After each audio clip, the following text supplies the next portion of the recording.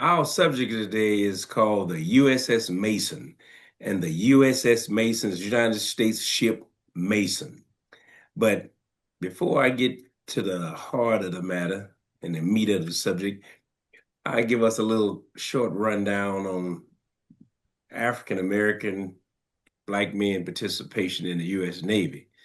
The U.S. Navy has been uh, part of this country's military for 250 years next month. Next month will be the 250-year anniversary of the U.S. Navy.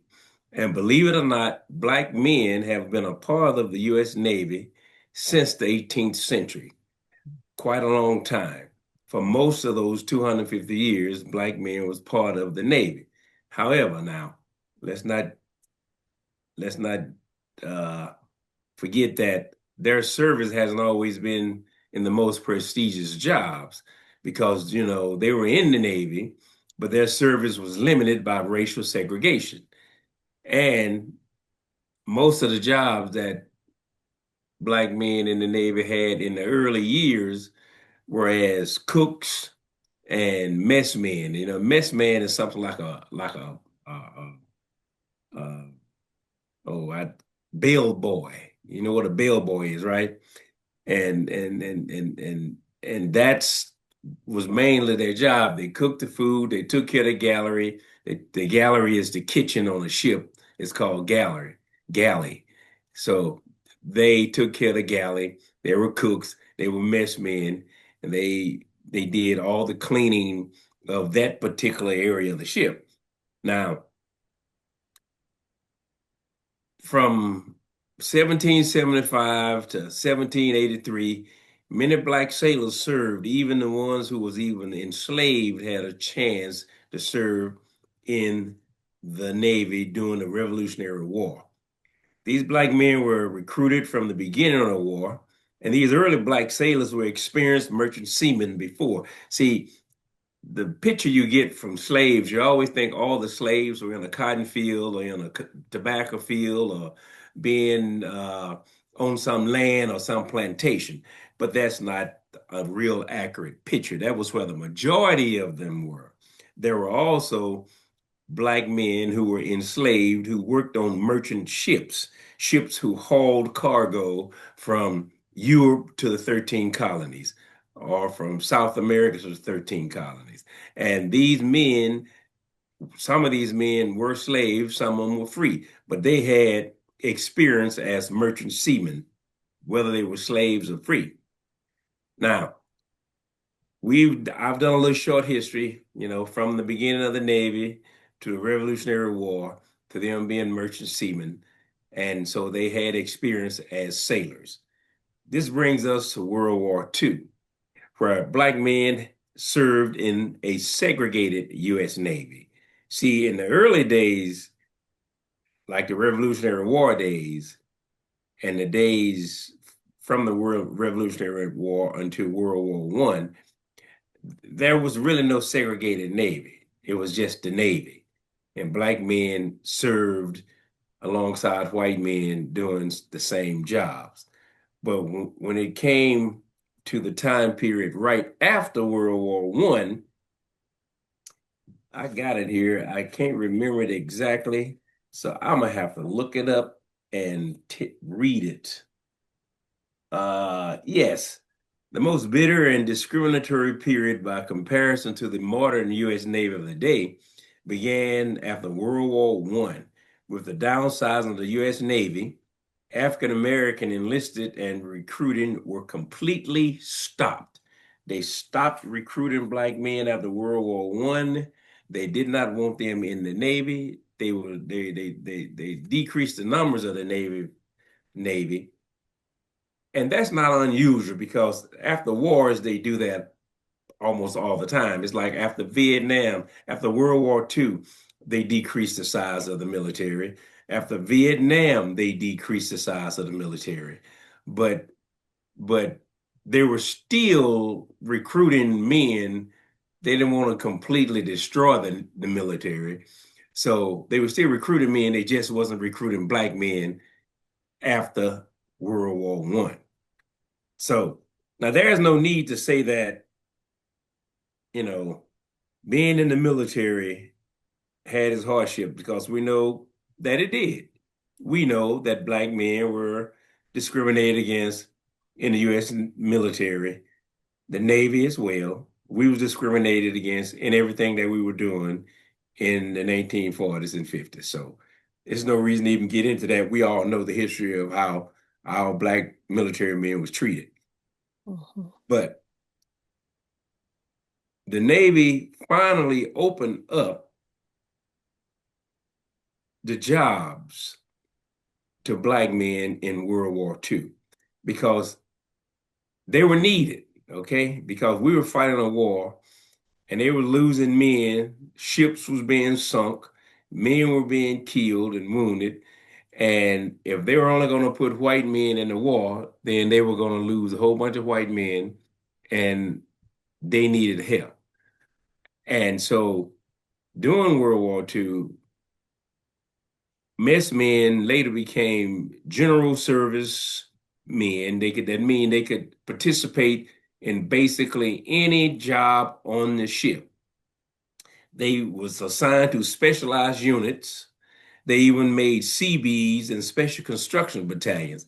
Now, me being a Marine, I remember when I was overseas, we had a CB battalion, which is nothing but a bunch of construction workers in Navy uniforms. And those guys built us a church. We didn't have a church on our little post. And we complained about a church, and the CBs built us a church. So I know all about the Navy's CBs. Now, although the Navy had been segregated in World War II, as all the other military branches, there was a new thing getting ready to happen. A new ship, two new ships actually, two new combat ships were commissioned in the Navy, and they were going to be the very first ships that was crewed, or the crew was going to be predominantly African American sailors. One ship was the PC 1264. That was a submarine. And I'm not going to talk about that, but I just want to tell you that the submarine, they had a U.S. Navy submarine in World War II, where the majority of the sailors on that submarine were black. And the other ship was the USS Mason. Now, both of these ships were fighting ships, Mhm. meaning that they were combat ready and they were going to go to combat and fight the enemy. Only the Mason has the distinction of being an overseas combat ship and thus gained special attention for being part of the Navy fleet. And this is Navy fleet was the fleet that they didn't want African Americans even to be in the combat fleet that was going overseas. But this time they did go overseas. They had no choice. This ship had 204 men aboard this ship. The ship was a destroyer, and a destroyer did just what the name says. It destroyed other ships. That's what it did. Mhm. Yes, and this ship had 204 men, where 160 of those men were African Americans. And that made history in itself because that was the very first time any U.S. Navy vessel had the majority of the men aboard their ship to be black. Okay? Before, you only had a handful of black men on these ships. I can tell you stories about many of our ships that fought in World War II, where you had a handful of black sailors. I mean, I know a lot of you probably have heard of Dury Miller, who shot down a couple of Japanese airplanes when they bombed Pearl Harbor. He was aboard one of the ships, but he was a messman. He worked in the kitchen. He had never been trained on the anti-aircraft gun, but he Mhm. had seen the white fellows use it. And so when they came on attack, you didn't have to worry about what color you were, or you didn't have to ask anybody permission. You were on attack, so he ran, grabbed the gun, and just started shooting. And he shot down a couple planes. They gave him the Navy Cross for that. Anyway, back to our story. The the ship called the USS Mason, it was commissioned and it gave black men a chance to serve on a combat destroyer for the first time. Though they launched the ship November 17, 1943, at Boston Navy Yard's Pier 6, the ship wasn't really commissioned and put into service until March of 1944. Now,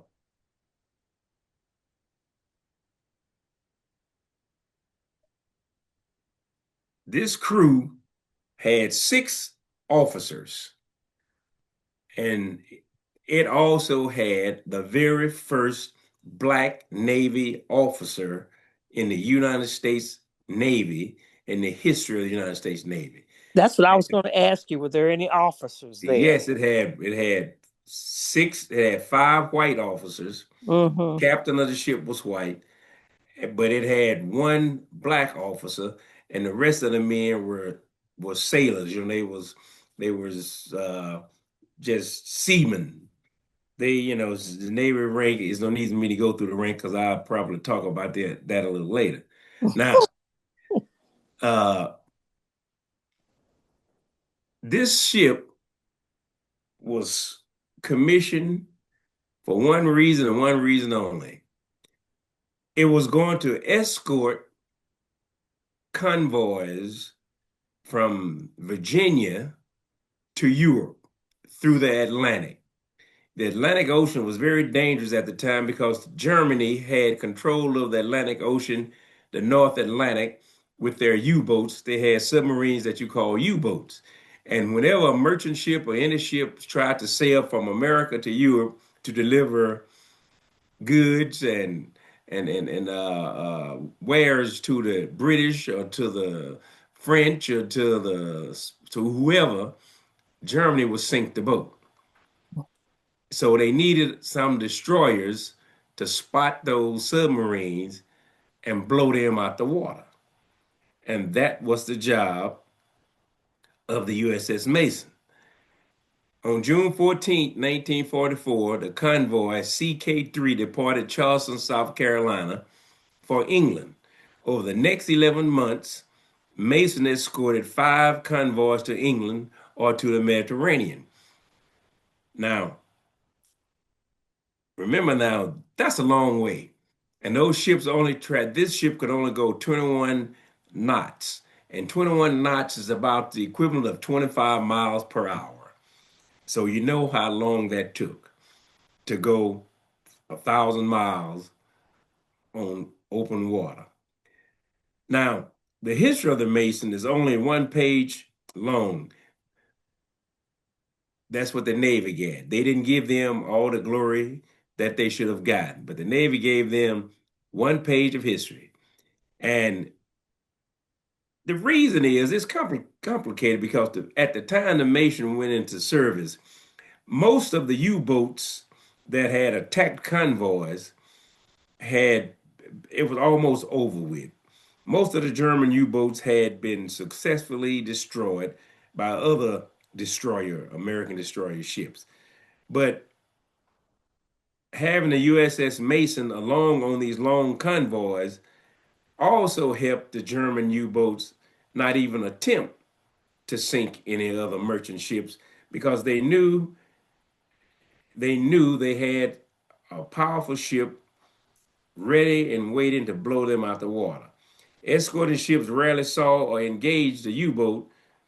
It was their constant vigilance that kept the underwater menace at bay. For that reason, no action is good action in the Navy. I mean, if I can sail across the sea and I didn't get attacked, that's great. Because being attacked in a boat in the deep ocean with land 1,000 miles away, that's a bad thing. Mm-hmm. If you can get across that ocean not being attacked, that's a good thing because you're going to make it to your destination. But now, one of the things that really set the black men on the USS Mason apart, their defining moment came during a journey of a convoy called Convoy NY-119. They left on September 19th, 1944. This was a special convoy of tugboats, barges, and other slow-moving craft. Now, these tugboats and barges were being sent over, getting ready for D-Day. They were gonna need all these things to help attack Germany on D-Day. I know we all heard of D-Day. Mhm. Now, but these boats were so slow because they didn't travel very fast. They could only get 4 or 5 knots, which is like 5 or 6 miles per hour. Oh my goodness. Right. Mm. So they travel, it took them 1 month to get across the Atlantic with those slow boats. 1 month. Because they had, now, they're escorting these slow boats so they don't get sunk. So they have to go slow as well. You can't outrun I'm the security guard. I can't outrun the people I'm supposed to be pulling security on. Mhm. So they had to go slow along with them. Moving at those slow speeds, that was very low. That was very slow. But not only did the crew of the Mason have to defend against U-boats attacks, but had to shepherd slow vessels, protect stragglers, and fight mountainous seas. Meaning, mountainous seas, stormy days, the waves would be 10, 15 feet high coming over the top of the ship. Okay? You know, that's dangerous water. When waves are that big, you watched uh the Poseidon Adventure, right? Have any of you ever seen the Poseidon Adventure? Mhm. Yep. You saw Yeah. what the waves did to the Poseidon Adventure. Mhm. And that's what those waves was trying to do to USS Mason. But the convoy was grueling, to say the least. But the crew of the Mason never broke. They survived heavy storms. Their ship rose 7 degrees. 7 degrees, that means it almost flipped over, but it didn't turn over. It stayed afloat. They may have capsized, but it didn't.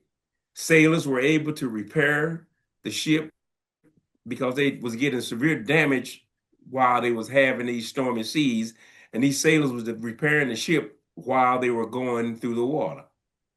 After they got some of these faster ships to shore to their destination, they turned around and went back to get the rest because they couldn't leave them out there without some protection.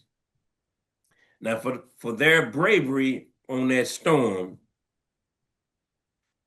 because it was a real heck of a storm that they had to fight through. And remember, I'm saying they're going 1,000 miles, and they got some ships to England. They had to go back and get the other ships. Now, they was given a commendation by the U.S. Navy, but they didn't get the commendation during the World War II. They didn't get the commendation until decades later because of discrimination, racism.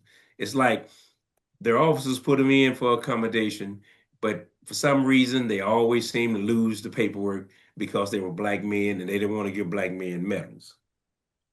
It's one of those things. It's one of those things that our people just suffer all the time, especially in the days of World War II. It was always a problem. Now, nearing the end of the war, they decommissioned the USS Mason. And, they renamed another ship, the USS Mason, that's still in service today. But they did decommission the one that the black man was on, the destroyer. In October 1945, they sold the ship for scrap metal in 1947. The experiment was short-lived, but the men of the Mason proved they had what it took to operate a complex warship. And this was very important because at the time, the prevailing thought among white military people was that black men were only good at being cooks, sweeping floors, handling cargo. You know, in other words, got a strong back, lift that brick, lift that bar, bale that hay, bale that cotton, whatever. But they proved that they didn't just defend convoys and survive stormy seas. Each man fought through a system that was stacked against him and succeeded. These men were breaking barriers in the face of great adversity and doing their part to prove that they had the right and the ability to fight. The thing that made this ship distinct from other U.S. Navy ships was this was the first time in history that African American men served in jobs other than cooks, stewards, and messmen. They served in all capacity as sailors with crafts and skills. Now, there are some points I'd like to go about this. The USS Mason had the same equipment. Now, this is the ship. It had the same equipment, engines, and weapons as any of other DE class destroyers. The experiment lay in the makeup of her crew. For the first time, I keep saying that because I'm trying to make a point here. The first time in American history, a predominantly black African American crew were aboard the ship. You know, when you watch the movies and you see all the Navy ships, you always see one or two black guys and with a white uniform on in the galley cooking food, bringing coffee to the captain. Well, that wasn't so on this ship. These guys were the sailors that you saw doing all the jobs. And the most bitter and discriminatory period of the Navy, like I had said, was World War One. But beginning in 1919, these are some points I just want to go over to remember. Beginning in 1919, African Americans was barred from all enlisted rates except for stewards and cooks. And that's all they could get back then. But by 1932, the enlistment of African American men into the U.S. Navy was started again. And over the next 10 years, the U.S. Navy decided that black men could join the Navy and do any job that they wanted to do. And the reason they was able to do that wasn't because white people just got good, kind hearts and we wanted to help those black men. The reason they got the right to do it is because civil rights groups sought opportunity for the inclusion of African Americans as equals in military service. The biggest aid to these efforts was the language of the 1940 Selective Service and Training Act, which stated any person, regardless of race or color, between the ages of 18 and 45, should be afforded an opportunity to volunteer for induction to the land and naval forces of the United States for training and service. These words began to wear down the edifice of the Navy's racial policies. And beginning on June 1st, 1942, African Americans were accepted into the regular sailors' rate, not just for stewards, but for seamen second class, seamen first class, seamen third class, petty officers, petty officer first class, and even officers in the Navy. And that's great because I have a nephew in the Navy right now, and he is a petty officer, first class petty officer. And that's a high rank. He's been in the Navy 10 years. And he's a medical person and he loves it. They always thought they didn't want black men to serve in combat, but black men had to serve in combat because, like I said earlier, they were losing too many men in these battles, and they needed other men to help. And that was just the Navy. Black men served in the Marine Corps in battle. They served in the Army in battle, the Army Air Corps in battle. They did it all. The Navy was firm and mostly successful in its efforts to try to keep black men in menial roles, but that didn't stop black men from serving. They didn't want them to go overseas. The reason they didn't want black men, now I'm pretty sure all you women sitting right here. Why do you think that they did not want black men to go overseas to you? Because they didn't want to marry in outside of their race. You got it. You got it. They did because America knew that the European white women who lived in those countries hadn't seen very many black men. Okay. They hadn't seen very many black men. So when black men came to their countries, they were interested because, ooh, look at that guy. I've never seen a man that bronze and handsome and what have you. And they threw themselves at those brothers. And them brothers was catching them like Johnny Bench behind home plate. They wasn't throwing them back. And so they decided that we not sending them over there.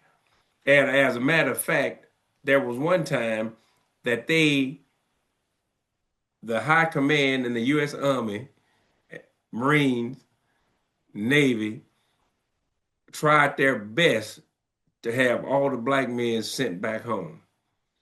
When they was over in Europe, when they was occupying Europe after World War II, and they couldn't do it. The NAACP, Philip A. Randolph, and all of them, they got hold of the President Truman, and they was threatening all sorts of protests and strikes and what have you, picketing, and they said, nope, we're not bringing them back home.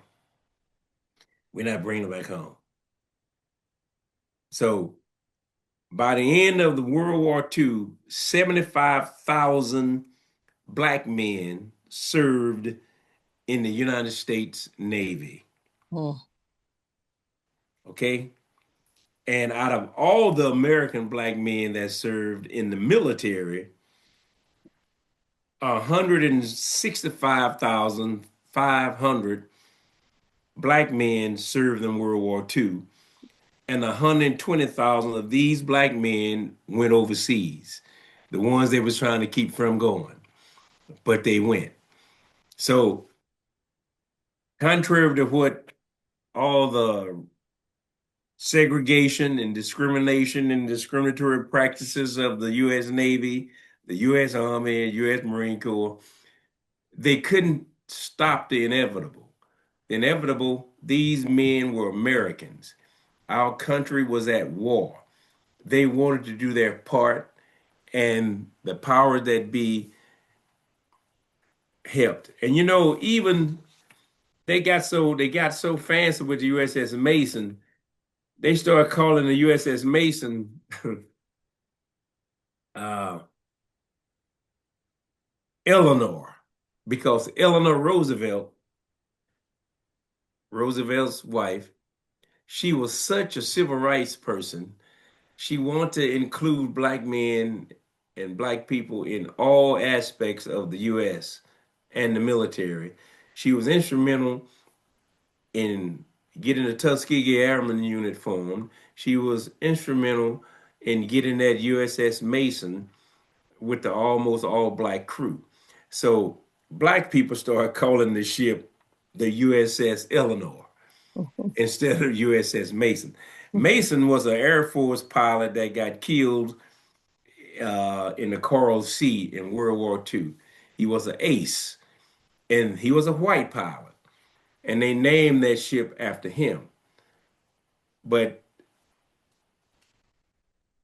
the man who was the captain of the ship, he was the descendant of white abolitionists of the slavery days. And so, because you have to understand, a lot of white officers did not want to be in charge of black sailors. They thought that was a demotion for them. Mhm. Yeah, they thought it was a demotion. So they had to find men who had no problems with associating themselves with African Americans. And they found the right person. He had no problem. Matter of fact, the white captain was named Captain Bill Blackford. Listen to the name, Blackford. Captain Bill Blackford. They called him Big Bill. He was the great grandson of an abolitionist, Mary Berkeley Minor Blackford, also a submarine chaser. So he had no problem with serving with black men. And by the time the war was over with, all the black men who served on the USS Mason, they went in as seaman first class and seaman second class. But by the time the war was over with, they were all petty officers. And a petty officer is the same as being, say you was in the army, you would be a sergeant instead of a private. And that wraps up the USS Mason. The most important part of the USS Mason was that it was the first time that a U.S. Navy ship had a majority crew of black men who did an actual job of fighting German submarines across the Atlantic. And they were successful. They bombed a few submarines, but not many. They never got bombed themselves. They did almost capsize when one of those big waves hit them during a storm, but they managed to survive it, and they all got back home safe. Now, there's a story.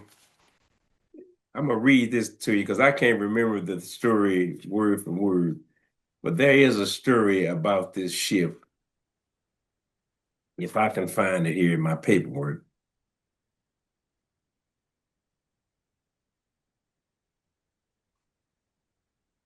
And I guess I have to go by memory.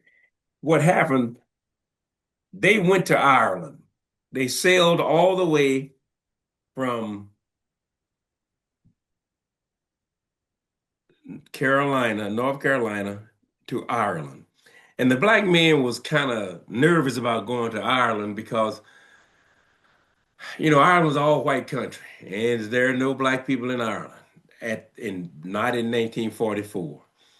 And so they was nervous about how are these white people going to treat us when we get to Ireland. But when they landed, docked in Ireland, like I said before, they was treated with respect and honor. Oh. And I found it. In July of 1944, the ship arrived in Belfast, Ireland. Blacks on the crew concerns was about how the Irish would treat them because they were nervous. You know, we got to go into these towns on liberty, and we don't want these people messing with us. Oh. But they were surprised because the men of the Mason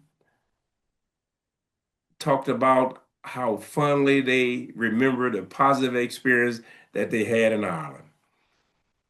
And they did a great job. Like I said, the Irish people seem to like them a little bit. Another fact, their ship almost split in half when they was going through that storm. Oh. The men repaired that ship right at sea under the conditions of the storm. They had Oh. you had to take welders. The ship was cracked and almost just split apart. And Oh. these brothers got those welding machines and the wood and the axes and the hammers and the nails. And they Mhm. fixed that ship right at sea while it was still in a storm. And that was another thing that was good. That was great because see, the way the military is, the U.S. Navy, a Navy ship has everything aboard the ship that you need. Every mechanic, every electrician, every carpenter, every whatever you need, you got it. Because when you go out at sea, 1,000 miles away from America's shores, and you out in the ocean, you can't call 911. Oh. You know, Oh. It's no 911. You can't call AAA to send Right. somebody to come fix a flat or if the engine goes down. Everybody on that ship, each group has a job, and jobs are determined by your skills. Some are mechanics, engine mechanics, some are carpenters, some are electricians, some are cooks, whatever they need. And so if the ship, like this ship, it says, and during this convoy, the ship cracked, the deck almost split in half, and the men historically repaired the ship at sea under appalling condition, rescuing the convoy that they was escorting. So see, black men, and I'll say this, pat us black men on the back for a minute. Mhm. No matter what, our fathers, no matter what adversity they faced Mhm. from racism, Mhm. they did their jobs. Mhm. Okay? They Mhm. didn't do like what you hear today, all this complaining and whining and crying and everything that happened is racist and what have you. Real racism happened to these black people Mhm. back in those days. Mhm. And they did their jobs. Oh, they didn't like it no more than we like it. Mhm. They had their problems just like everybody else, but they did their job and they paved the way for us Mhm. so we can continue to do those jobs. Mhm. Okay, are there any questions? Thank you. Oh, you're welcome. Mhm. Thank you. Thank you. I have Brother a question. Robinson. Yes, ma'am.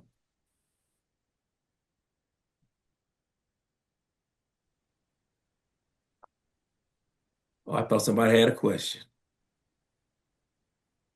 Lee, I just want to say you make history so interesting. Mm-hmm. Oh, thank you. I Thank would you. have Absolutely. never gotten a book and read all of that. You just summarize it and really make it interesting. Mm-hmm. Yeah, And thank you very much. Mm-hmm. and you're welcome, Miss Carolyn. Mm-hmm. And you're right, because reading a book, I read these books, and it has so much information. I'm doing just like you said. I just read the information, I summarize and get the important points. Mm-hmm. Right, Mm-hmm. Because right.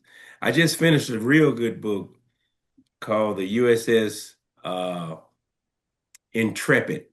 It was written by Montel Williams. Wow. Yeah, Montel Williams was a lieutenant commander in the Navy. Did you guys know that? Mm-hmm. I knew he was in the military. I Yeah, I knew. did not know he was that. a he went through Annapolis, the Naval Academy, graduated, and he was a lieutenant commander in the U.S. Navy. And he just wrote a book about one of the most famous ships the U.S. Navy had called the USS Intrepid. Matter of And fact, the ship is sitting in the Hudson Bay Harbor in New York City as a naval museum. Mhm. And that that was a battleship. It was an aircraft carrier actually, and it tells about a heroic crew called Crew 10. They were a anti-aircraft crew that would shoot Japanese planes down. They were Mm. all black, and most of them got killed when a Japanese kamikaze flew his plane into their section. All of them didn't die, but 20 of them died, and they shot down a bunch of planes. And the ones who survived end up getting a bunch of medals. But he Mhm. tells a story, and it's a good story, good book, and it's all true. USS Intrepid. USS Intrepid. Okay, I wonder if they have it on Audible. They probably do.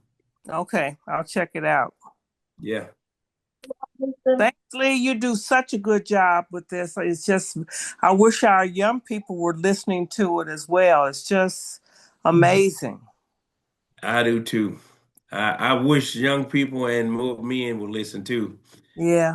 I'm gonna, like I said before, I think I'm gonna try to make some type of conversation with the pastor about inspiring some of the men to, pay attention to this history because I'd hate to abandon this because Don't you guys are don't abandon.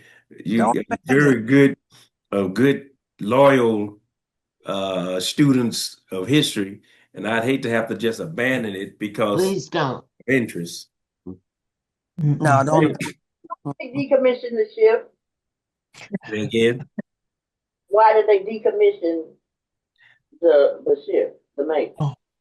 the Mason. Well, because they didn't need too many ships after the war. During World War II, we built so many ships. We had to outbuild the Japanese fleets.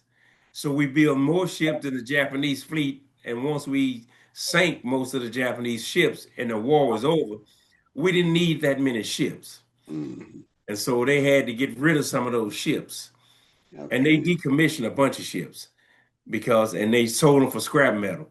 That's some of the cars that your father or husband or cousin was driving that was made in 1850 and 1840 Packards.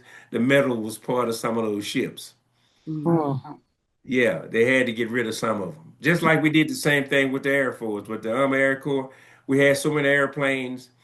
They had an Air Force graveyard where they had brand new airplanes just sitting out there going to waste because they had built so many so they can outdo the Germans and the Japanese. And they eventually using that stuff too. They end up sold that to construction companies and they started making prefabricated houses out of the parts from airplanes. So yeah, so we do that all the time. It's like now we have so much military hardware that we don't use that's just getting old.